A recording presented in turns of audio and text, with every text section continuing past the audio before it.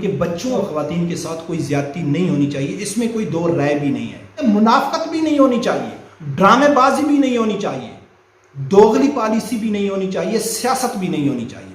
بسم اللہ الرحمن الرحیم۔ السلام علیکم ناظرین، ڈرامے بازی ہو گئی اور اس کے بعد مکاری ہو گئی، اداکاری ہو گئی، یا ہم مگر مچھ کے آنسو کہیں، اس سے تو عمران خان صاحب نے طارق جمیل صاحب کو بھی پیچھے چھوڑ دیا۔ ظاہر ہے طارق جمیل صاحب اس کا دوست ہے اور اس نے کچھ طارق جمیل صاحب سے سیکھا ہے یا نہیں سیکھا ہے، لیکن یہ مکاری ڈرامے بازی عمران خان نے خوب طارق جمیل سے سیکھ لی ہے۔ اس لیے میں کہتا ہوں کہ پہلے آپ ایک ویڈیو دیکھو عمران خان صاحب کی، پھر آگے اس کی اداکاری مکاری کے اوپر تفصیل سے بات کرتے ہیں۔ پہلے وہ ویڈیو دیکھو۔ کہ 10 مہینے کی بیٹی، یہ ذرا آپ دیکھیں۔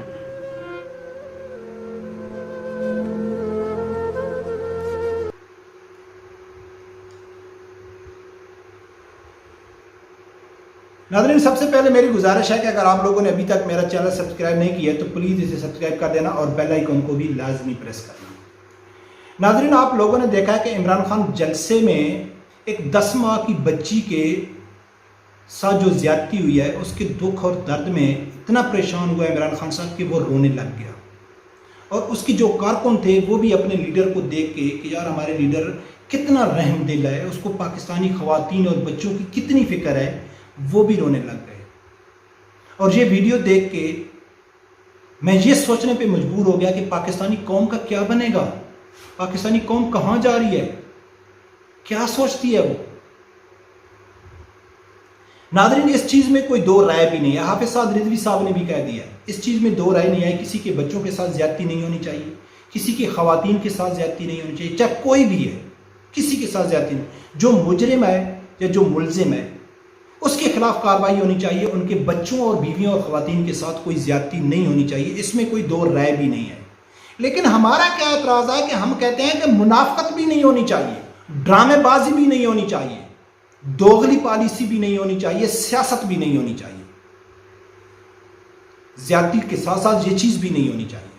ناظرین، میں آج آپ لوگوں کے سامنے صرف 3 واقعے پاکستان میں ہوئے، ان 3 واقعوں کے کچھ حقائق میں آپ لوگوں کے سامنے رکھوں گا۔ انصاف آپ لوگوں نے خود کرنا ہے کہ یہ ڈرامے بازی کر رہا تھا عمران خان، منافقت کر رہا تھا، اداکاری کر رہا تھا، مگر مچھ کے آنسو بہا رہا تھا، یا اس میں کچھ حقیقت بھی تھی۔ صرف 3 واقعے میں آپ لوگوں کے سامنے اور ان کے حقائق تفصیل آپ لوگوں کے سامنے رکھوں گا۔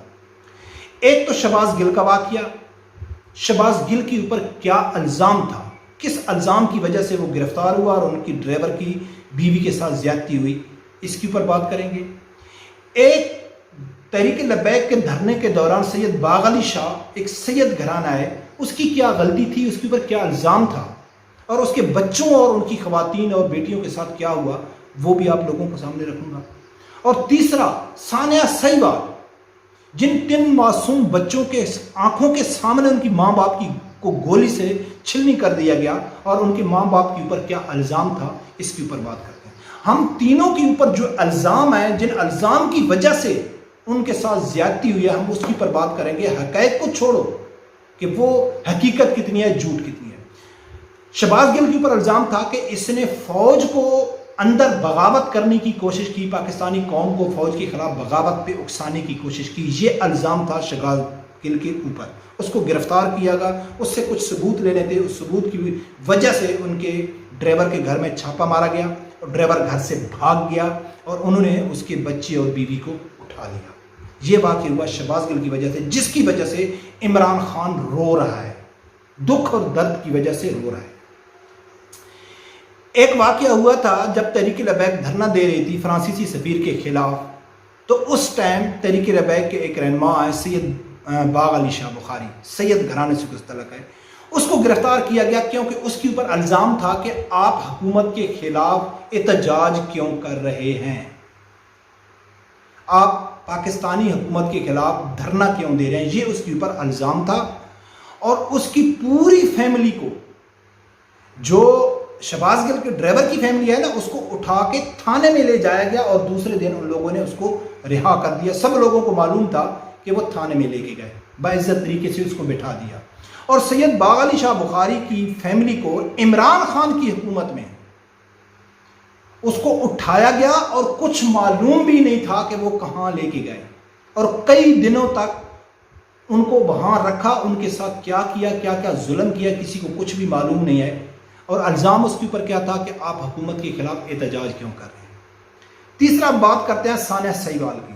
ثانیہ سہیوال کے جو 3 معصوم بچے ہیں، ان کے اوپر، ان کے ماں باپ کی، اس کے باپ کے اوپر یہ الزام تھا کہ یہ دہشت گرد ہے، یعنی کہ اس کے بیوی کا بھی کوئی قصور نہیں تھا، اس کے بچوں کا بھی کوئی قصور نہیں تھا، اور روڈ کی اوپر کیمرے کے سامنے سب لوگوں کے سامنے اس کے ماں باپ سمیت 4 آدمیوں کو چھلنی کر دیا گیا، اور بچوں کو پولیس نے اٹھا کر عمران خان کی حکومت میں اٹھا کر یعنی فیلڈ اسٹیشن پہ چھوڑ دیا، لاوارث چھوڑ دیا۔ اب ناظرین بات کرتے ہیں کہ بھئی جب ثانیہ سہیوال ہوا تو عمران خان اس ٹائم قطر کے دورے پہ تھے، تو پی ٹی آئی کی جتنے بھی رہنما ہیں، علی محمود خان ہو گیا، شہریار افریدی ہو گیا، مراد سعید ہو گیا، جتنے بھی رہنما ہیں، ان کی تقریریں سن کے ایسے لگتا تھا کہ عمران خان قطر سے جب آئے گا، ایئرپورٹ اسلام آباد میں اترے گا، تو وہ گھر بنی گالا میں جب وزیر اعظم ہاؤس میں نہیں جائے گا، وہ سیدھا اس تھانے میں جائے گا جہاں وہ مجرم پکڑی ہوئے ہیں، ان کو اپنے ہاتھ سے پھانسی لگائے گا۔ ایسا قوم محسوس کر رہی تھی، قوم ایسا محسوس کر رہی تھی کہ بس یہ تو گئے، عمران خان کی حکومت ہے بھائی، کیسے ان کو چھوڑیں گے؟ لیکن کیا ہوا؟ انہی کی فیملی کے اوپر پریشر ڈال کر ان کو صلح کے لیے مجبور کیا گیا، اور وہ جو نامزد مجرم تھے، وہ جو 6 پولیس والے، ان کو باعزت طریقے سے بری کیا گیا۔ کہاں گیا سہیوال کا واقعہ؟ اب ناظرین بتاؤ کہ ان تینوں میں سب سے بڑا الزام کس کے اوپر ہے، اور سب سے زیادہ تکلیف کن کے بچوں کو کاٹنی پڑی؟